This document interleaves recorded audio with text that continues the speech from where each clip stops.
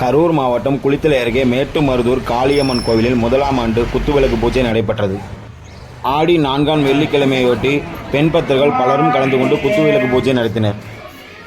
இந்த குத்துவிளக்கு பூஜையில் உலக அமைதிக்காகவும் இயற்கை இழப்புகளை தடுப்பதற்காகவும் விவசாயம் செழித்திடவும் திருமணமாகாத பெண்களுக்கு திருமணம் நடக்க வேண்டியும் சுமங்கலி பெண்கள் மாங்கல்யம் நிலைத்து நிற்க வேண்டும் என்றும் குழந்தை பாக்கியம் வேண்டியும் குடும்ப உறுப்பினர்கள் நோய் நொடி இல்லாமல் சந்தோஷமாக வாழ வேண்டும் என்றும் வேண்டிக் கொண்டு குத்துவிளக்கு பூஜையில் கலந்து கொண்டனர்.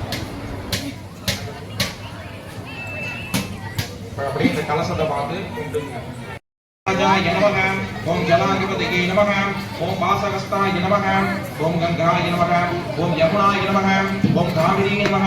ओम गोदावरी नमः ओम नर्मदे नमः ओम सिंधु नमः अष्टमे नमः मधुसूदनाय नमः திருவிக்கிரமாய नमः